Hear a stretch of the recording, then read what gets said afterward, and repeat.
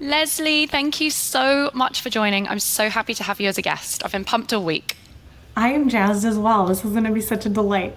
It really is. And honestly, your bio says it all. But most importantly, I always make sure, Leslie, I do my research on guests. And with you, genuinely, I didn't know whether to feel like I was so inspired. I was kind of jealous. I was like, wow, she's doing a lot.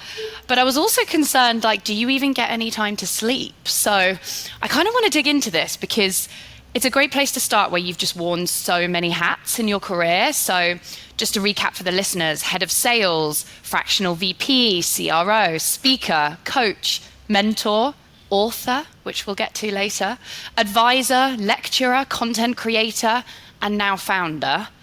That's a lot. So, I guess my first question to kick us off is you've done a lot, and out of everything that you've done so far, what stood out for you as being the most meaningful or maybe transformative for you?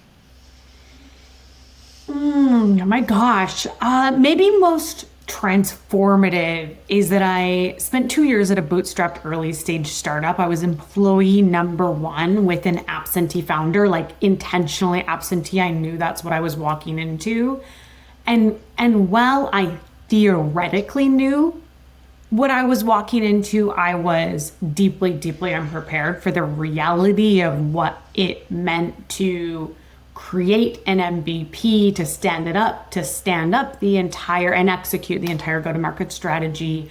And I did it. I created the MVP. I launched it within 9 months of launch. We had 21 logos closed and did this in an environment where I was literally like buying data provider, buying them. I was signing up for data providers and then using them for the 1 to 2 week trial period. And then I would have to go find a new data provider. Like when I say bootstrapped, I mean bootstrapped, scrappy. So that job was extremely transformative in, I think, both reminding me exactly what I was capable of, like how gritty and how smart I am. And also, I owned sales and marketing and success. Like, I really owned everything, including a bunch of like back art, HR, finance stuff. And so it was part of the catalyst that put the idea into my head. Maybe I should have my own company. If I can do this for somebody else, maybe I'll want to do it for myself someday. So it really, like, fundamentally altered the trajectory of my career.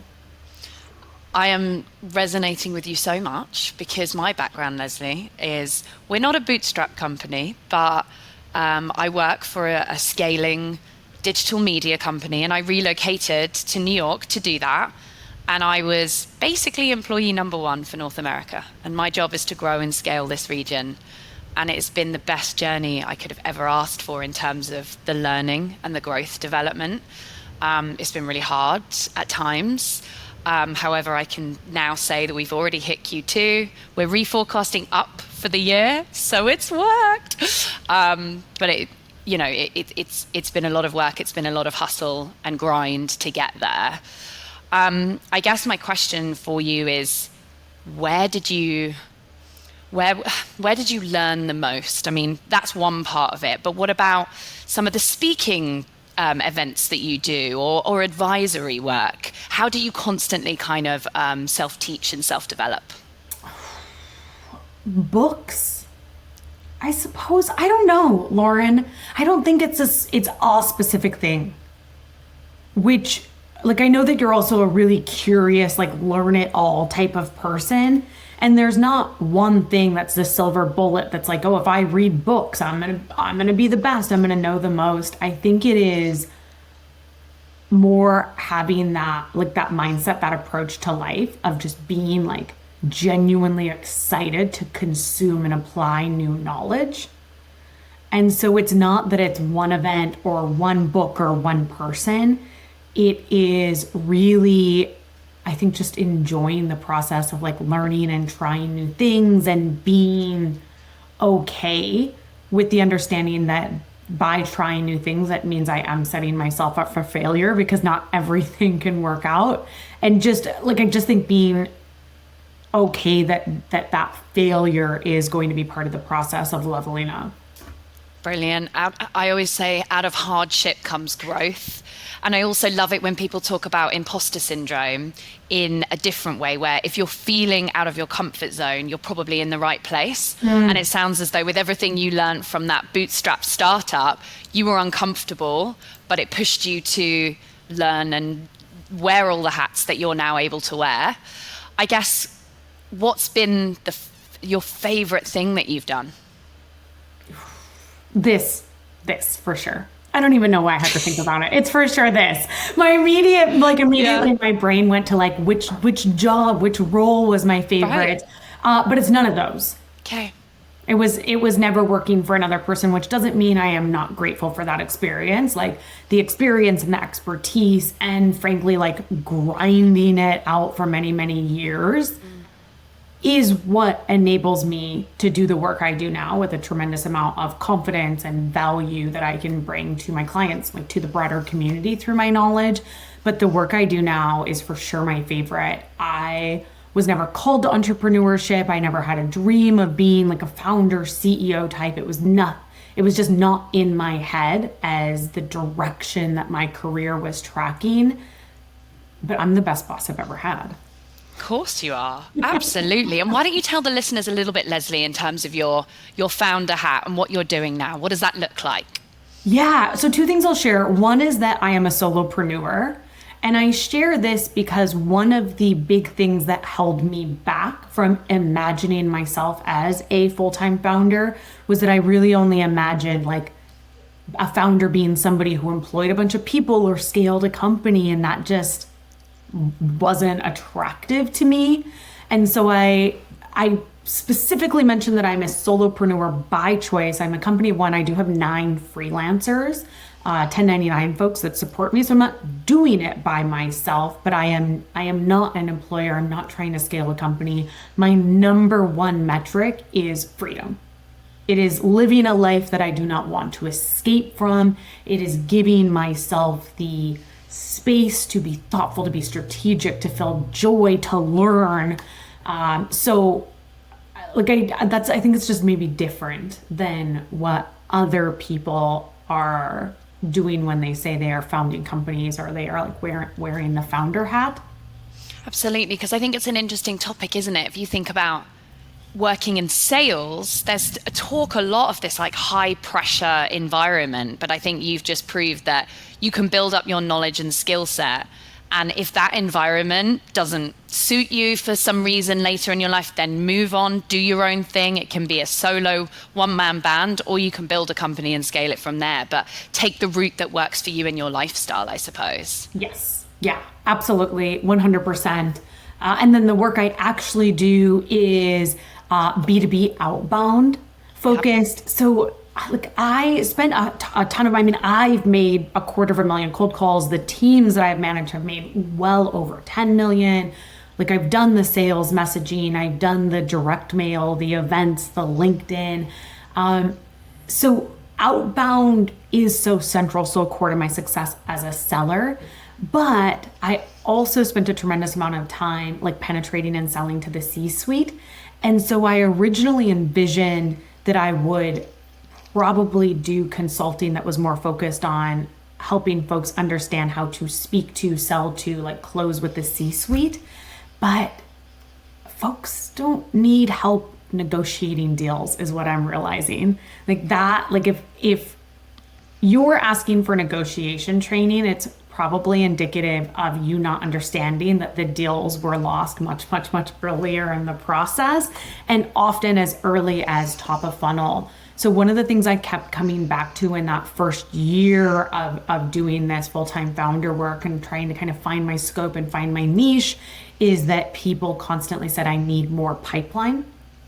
But as I went to work in their organizations and started looking at conversion ratios and what was actually happening in terms of best practice in messaging and on calls and in discovery meetings, it wasn't that they needed more. It was that they needed to do a better job with their territory and with their outreach and with their conversation. So now I focus exclusively on B2B top of funnel, so territory strategy through to the discovery meeting. Everything that sets a conversation up to be like qualified pipeline. And then I also talk a lot about soft skills, active listening, curiosity, time management, because I find that these soft skills aren't often getting practiced the same way that hard skills are, and that's one of the big gaps that I uncover in organizations, is that people simply aren't doing listening as a practice, and that's why discovery meetings aren't converting. Oh, I love that. Yeah, I make my team specifically pull together a set of discovery questions and we monitor talk time because it's really important that you're extracting information and then tailoring it to that prospect. But Leslie, I need your help because I want to dig into this outbound stuff, because as a business, we are leveraging outbound, hardcore prospecting techniques and cold calling. But let's talk about cold calling because you talk about it a lot. And there's a lot of speculation, is cold calling dead? So talk to me about it. Do you think cold calling is dead, or are you still seeing this as a really fruitful tactic? Because I'm going to get my teams to listen to this and we want to hear from the expert. Yeah, really fruitful, but it's so nuanced. So what I'm seeing, both on teams that I work with, and then also if you look at data from companies like Orem, is that connect rates are about 4 to 12%. So look, we'll just take like 10. 10's a nice little number. That means that for every 100 numbers you're dialing, you're having an opportunity to reach and have a conversation with one and above out of every 10 dials. Like, that is crazy, crazy effective. And it drives me nuts when people are like, oh, well, like the effectiveness of cold calls, it's like one of the, the least productive channels because you have to put so much work into getting those results. But if you put the work in and then every 10 dials you make, you have an opportunity to have a conversation. And we know that when you have a conversation with somebody, the deal cycles are slow or are faster, that it's more likely to result in a closed won outcome, that like you can disqualify faster and stop, wasting time on the wrong types of leads. So like cold calling as a channel, the efficacy of it is so high, but here's what I see. Two things. One, Lauren, is that people on the internet just can't wait to pick a fight. And so if they see somebody on LinkedIn advocating for cold calling, the way that they hear that person say, hey, you should use cold calling, they're like, and only cold call, and never send email, and never do LinkedIn, cold calling or bust. And like, I don't know anybody that is a cold call expert that suggests only using the phone as a channel, right? Like, that's insane. Totally. Everybody is saying like, here's how to optimize this specific channel within your multi-channel outreach. Yeah. So that one, like, it makes me want to shake people because I'm like, nobody said to only cold call. Like, who are you fighting with? We're just saying that you should have a 3-channel minimum and that phone should be one of them. And I think that's like this maybe the second/the third reason is that so often I hear sellers and sales leaders say, but I don't answer my phone. And it's not about you. So true. There's no nice way to say this. Like, it is not about your preferences as the seller. The reason that multi-channel outreach exponentially increases connect and conversion rates is that you're giving the prospect an opportunity to engage with you on their channel of choice. So nobody is saying that every single person that you're reaching out to prefers a phone call. Nobody is saying that everybody is going to answer. That is not the channel of choice for all of your prospects, but it is for some of them. And so by incorporating the phone as a channel, it opens up just another way for folks to dialogue with you. And the last point I'll make on cold calling, can you tell that it's a rant that I have been on before? Is that people will often only cold call. And if they don't connect, that's it. And then they're like, cold calling doesn't work. Like, I'm calling off of bad data and I'm not using a dialer and I have a 4% connect rate and everybody I talk to isn't even the right lead. And I'm like, well, you're the problem. It's you. It's not cold calling as a channel. So make sure that you are using the tech available, make sure you are using good data, and then make sure you are taking a strategic approach to voicemails. If you are calling on MQLs that have opted in, that have consented to get additional outreach for your company, maybe there's a chance to explore like texting or voice notes or sending like GIFs or video messages. But don't only cold call, and then when nobody answers your cold call or when you constantly are getting the wrong people, blame it on the channel when it's almost certainly a strategy issue. Yeah, I was going to ask about voicemails because we're a global company and we see cold calling success differ across region.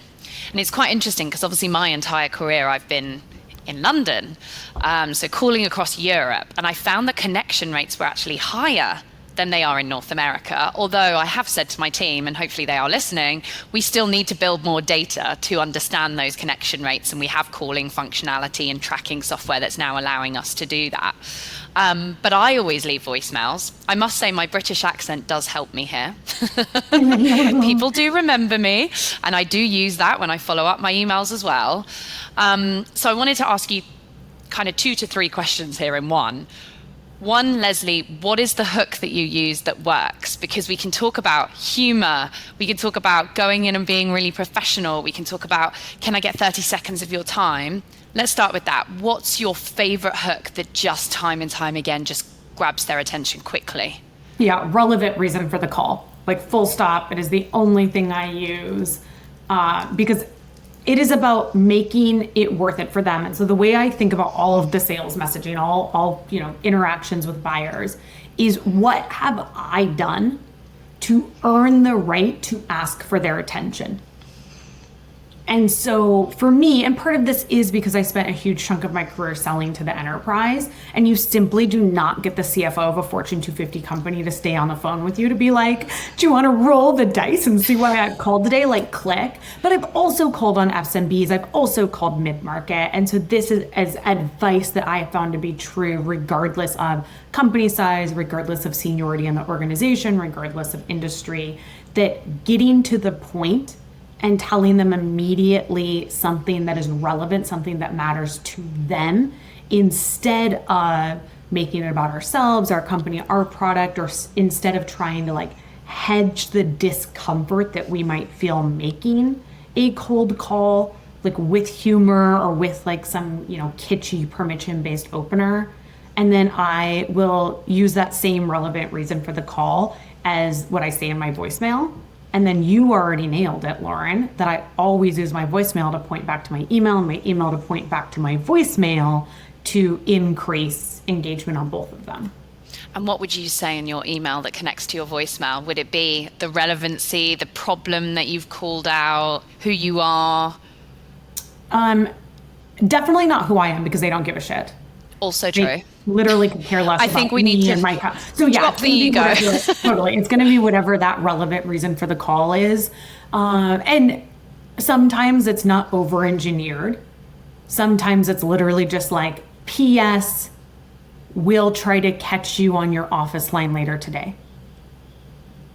Or the voicemail might say, just sent you an email, subject line, blah, blah, or sent you an email from whatever my email is. So it might just be something that simple. Or I love to do deposit heavy sequences where I'm sharing like, hey, here's a white paper, make sure to take a look at page 12. That's what highlights the specific stats that are, pertinent to your sector. And so I would repeat that same thing in the voicemail, like sending you this white paper, take a look at page 12.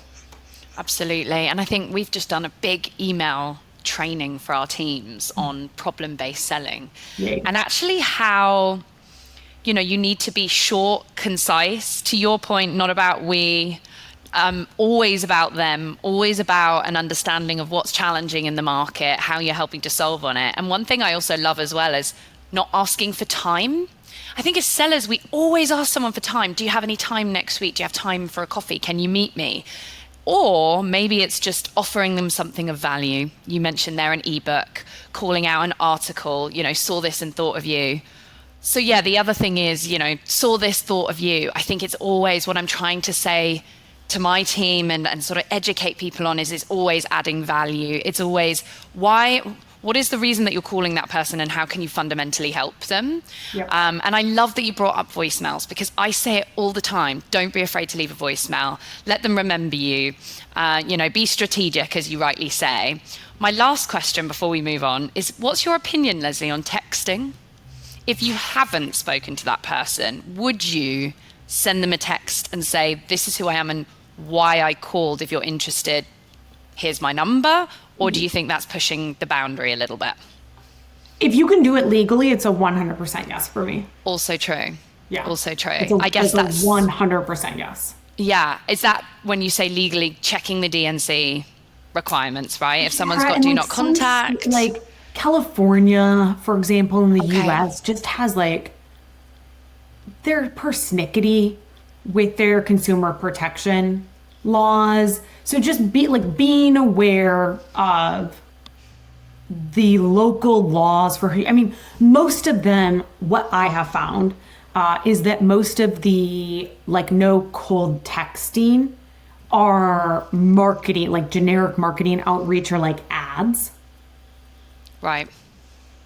And so they don't really apply to me on my personal phone being hey, Lauren, thanks for accepting my invite on LinkedIn. Seems like you're working on XYZ. Let's talk about ABC. Right? That's such a different thing than pushing those. I mean, we all get them on our cell phones, right? Where you're just blowing up and then it's stop to disconnect.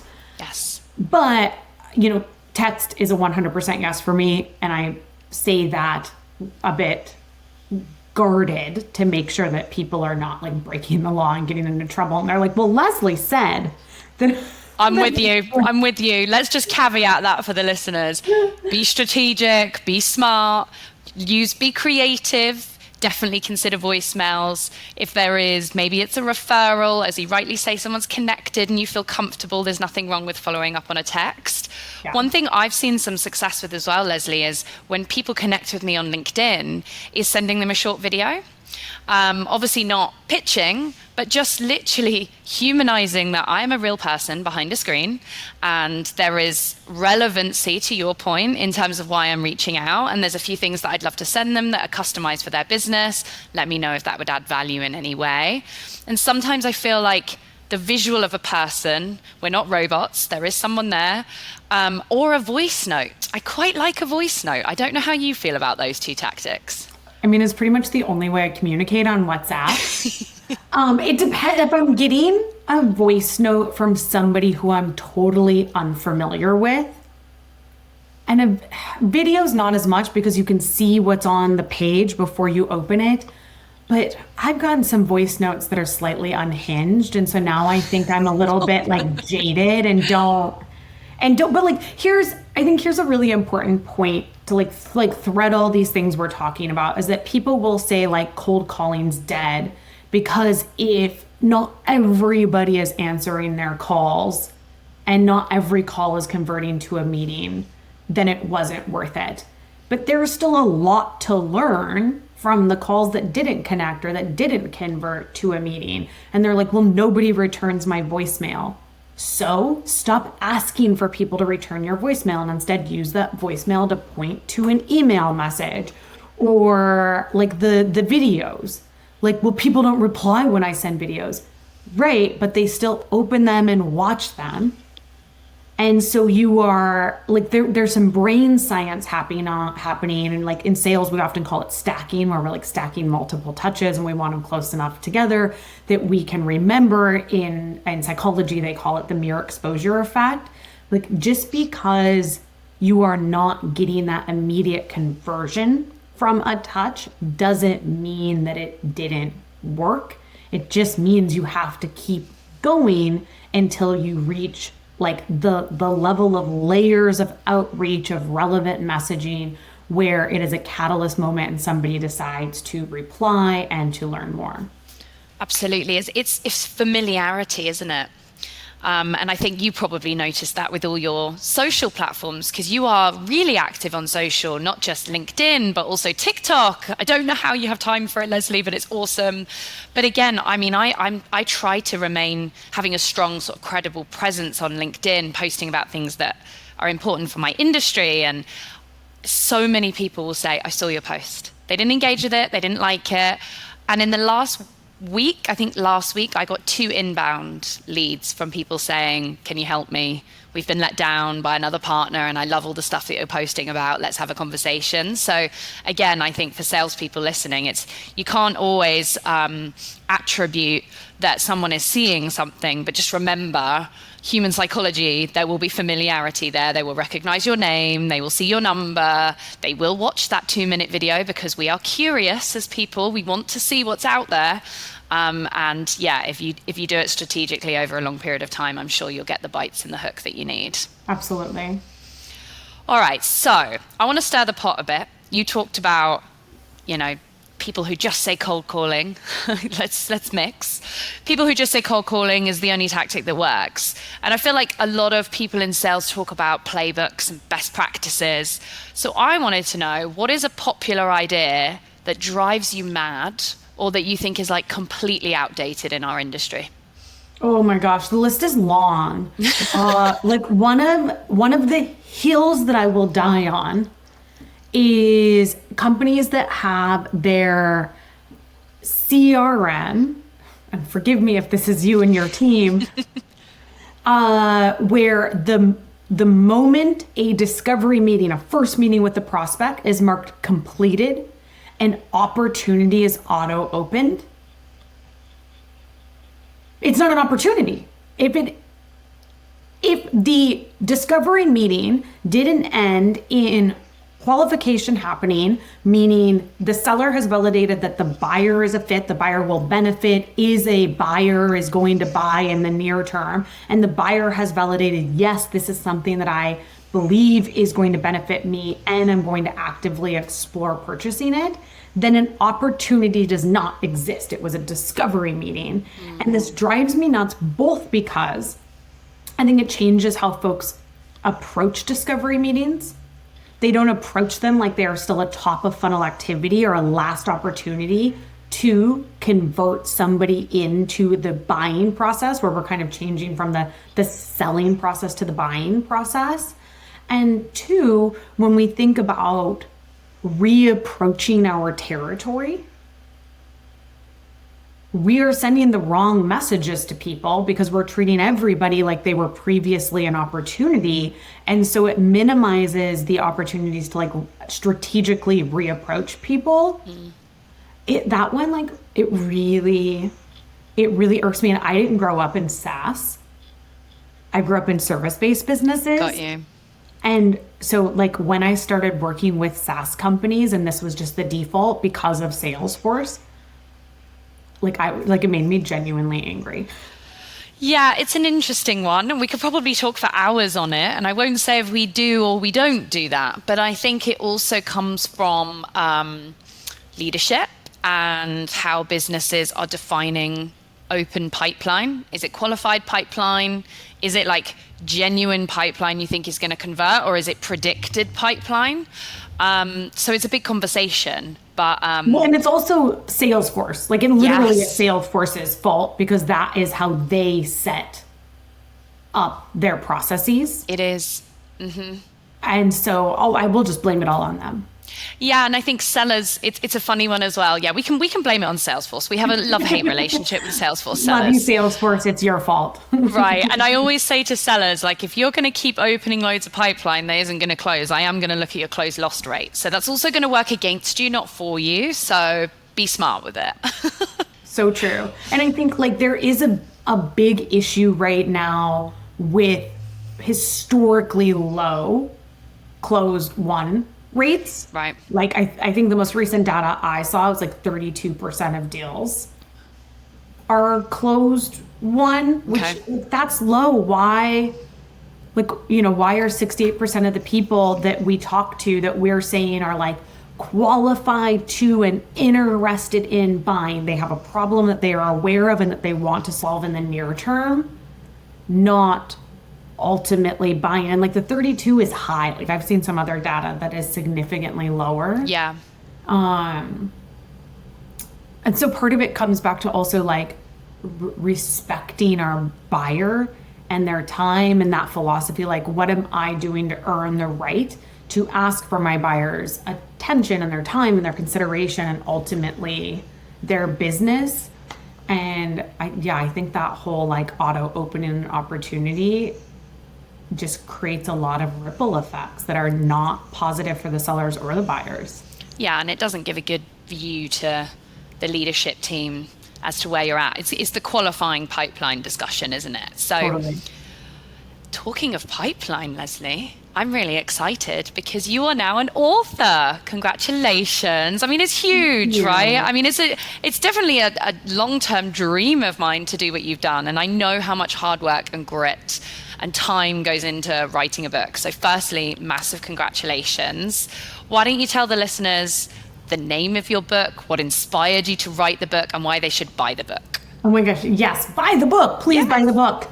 The name of the book is Profit Generating Pipeline, a proven formula to earn trust and drive revenue. It is written predominantly with the sales leader or aspiring sales leader in mind, because we do talk a lot about like the philosophy of earn the right, not just how to earn the right to your buyer's time and attention, but also how to earn the right to your reps' attention and how to get them to follow you. Because I have found in working with, hundreds of sales leaders throughout my career that often we think our reps should listen to us because we were once a top rep or because we're now a leader, and we don't always take the time to really like earn their trust before we ask them to just kind of blindly follow us and our sales messaging and our sequences and whatever. So it is predominantly written with the sales leader in mind, but the entire middle of the book is a 9-step process on how to absolutely nail top of funnel. Like it is the top of funnel blueprint. So anybody that's outbounding, all sales leaders, really incredible opportunity to check out a path to personalize at scale without doing like the disingenuous personalization that's a waste of time and icky, without doing the spam the TAM approach, outbound that actually drives revenue. I love it. Very excited. I'm excited. And it definitely perked up my ears because of the sales leader aspect, because I think you're right. We don't always have all the answers. And then I think certainly for a scaling company like we are, how can I help support my team? So I will. My commitment to you, Leslie, is to buy some copies and distribute it out. I guess a question from a sales leader angle, maybe a bit of a selfish question for myself here. But if you had any advice for a woman navigating senior sales leadership, I'm someone that's in a player coach role, which is traditionally, it is a hard role, right? Because you have to wear many hats. Yeah. What is the wisdom that you would pass on? Two things. I spent so much of my career in player coach roles, and I would say get out of a player coach role as soon as you can. It's so hard though, Lauren, because I also spent most of my career opening new products or opening new regions.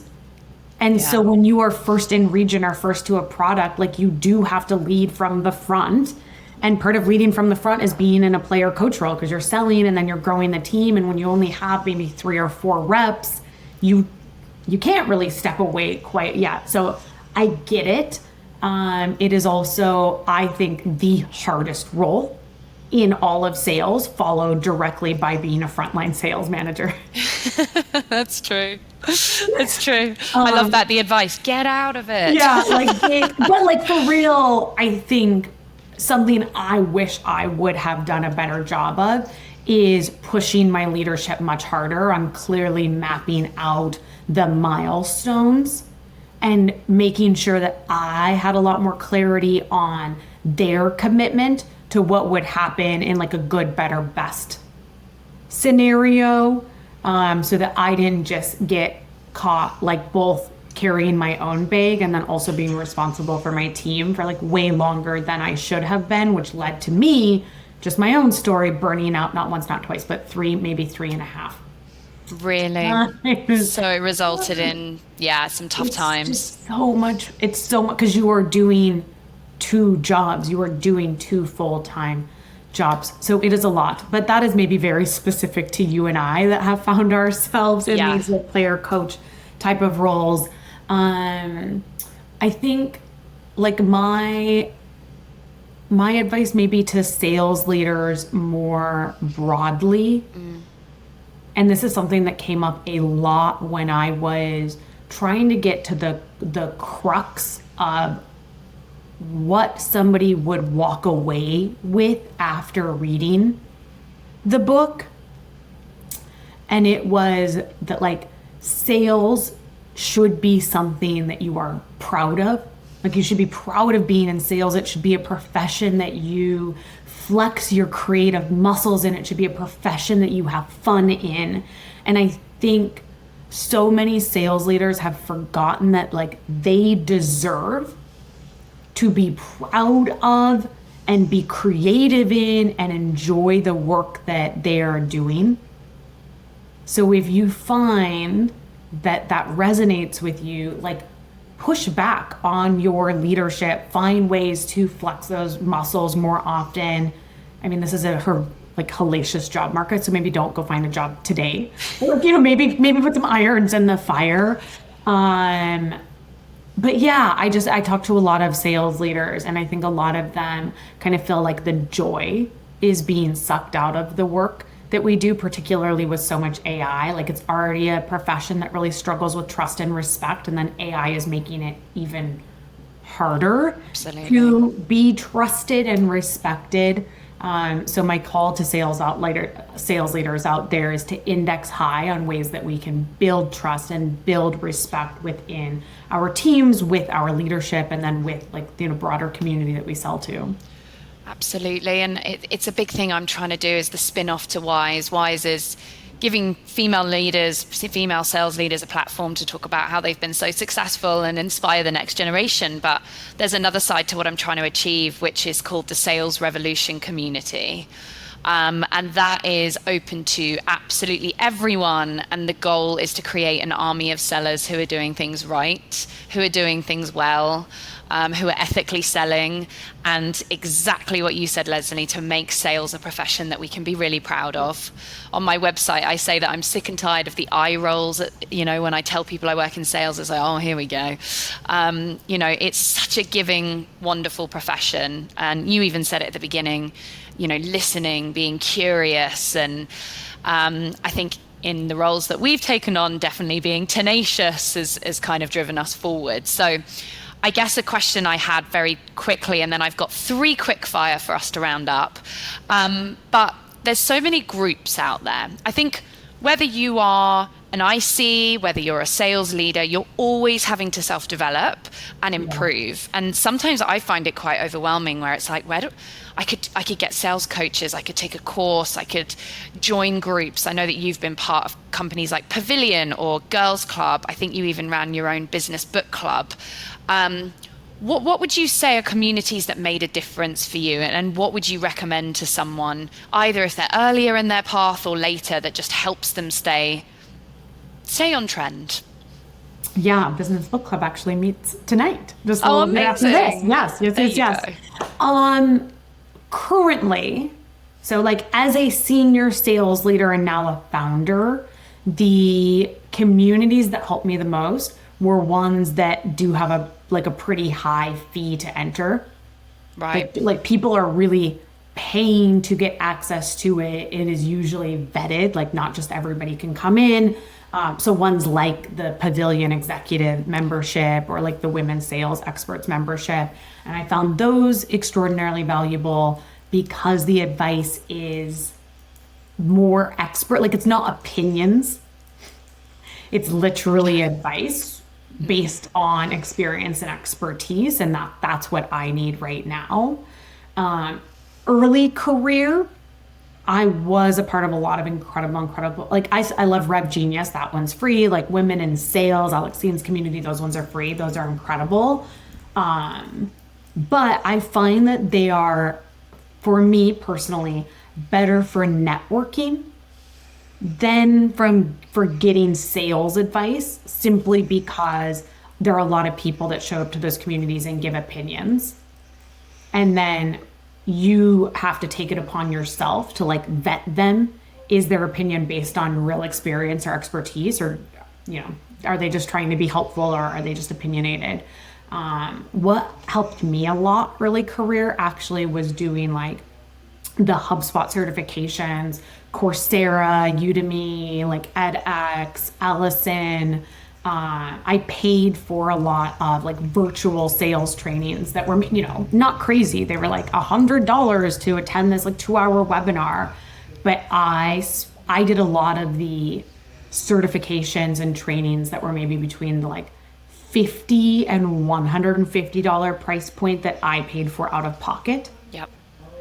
And that, I mean, that fundamentally changed my career and how quickly I learned and how quickly I grew, because I was willing to invest in myself and because I was going deeper with like real information versus, like, don't get me wrong, folks, follow me on LinkedIn, consume all of my stuff, but like you can only get so far by like scrolling a TikTok, a YouTube, a LinkedIn, and consuming sort of superficial information and never taking the time to apply it.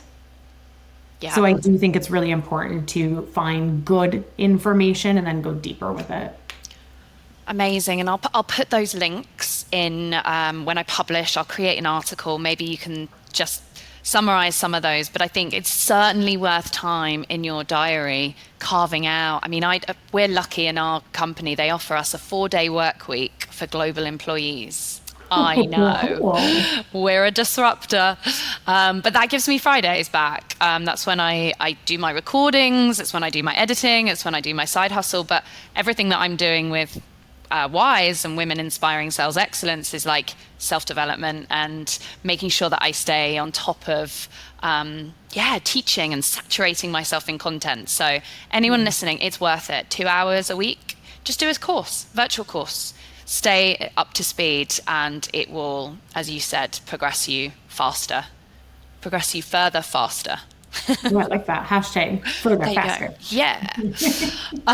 Awesome. All right. I've got 3 very quick fire questions for you, Leslie. I've asked the same questions of every guest. And what I'm going to do at the end of the year is to write down all the different things that I heard, because everyone is different, which is wonderful. Oh, that's fun. Oh, that'll be a fun little article. I know, right? Yeah. I'm thinking of a video of some sort, but we'll get to that. We'll get to that. All right. First one. What is the one trait that you believe is most critical for a sales leader today?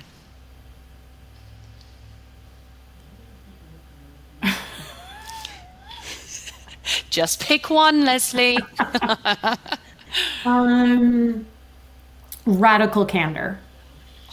Love that. Not heard that one before. We're going to have that against your name and your bio, that's for sure. I'm like a big Kim Scott stan. Like, she's so brilliant. I love all of her stuff. Love it. Okay, radical candor. Who is a female sales leader or mentor that has most inspired you in your journey? I don't have one. It's okay. Yeah, I don't have one. I would say like somebody that I think is super, super smart is Beck Holland. Mm-hmm. Like, she hasn't personally, like, I found her too late in my career for me to get to learn from her or be inspired or mentored by her. But she's like somebody I recommend a lot if people are looking to level up, because she has over 200 hours of free YouTube content. Wow. I know. That's insane. Okay. Yeah. Beck Holland. Again, I'll put a link in the chat. That's a brilliant one, especially where we're talking about developing and learning. Okay, last one. You can say your book, Leslie, if you want, of course, but a book, a podcast, or a resource that's maybe significantly influenced your approach to sales leadership. And I will be buying the book, don't you worry. Yeah, I mean, obviously, Profit Generating Pipeline available now on Obviously. Barnes and Noble. But I would say, for me, it's challenger customer, not challenger sale. That's I the was one that going to everybody say. thinks of, and that is the one that like gets all of the clout. Challenger customer is so much better. And I think I've read it 3, maybe 4 times. It's a book I continue to come back to. And it is so profound in its buyer centricity, but not just like, hey, you should be buyer centric, like say stuff that's relevant to them, but in its ability to illustrate exactly what it means to add value, to be relevant, to explore your messaging and like pivot it in a way where you're actually saying something that speaks to the jobs to be done by the buyer. Like it's so good. The challenger customer. Oh, that's a brilliant one because, yeah, I mean, going back to the email training that we've done, it's a lot. It's a lot to really speak the language of your buyer and your customer, really truly understand them and be sending something that's relevant. So great way to end, Leslie. You are phenomenal. Congratulations again on the book. It's such a huge achievement. And on everything you've done in your career. You are an inspiration to me, and I'm sure you are going to be now to all of my listeners. So thank you so much for joining. I really appreciate it. That's so kind. Thank you, Lauren. Thanks for everybody that joined. See you soon, Leslie. Thank you. Cheers.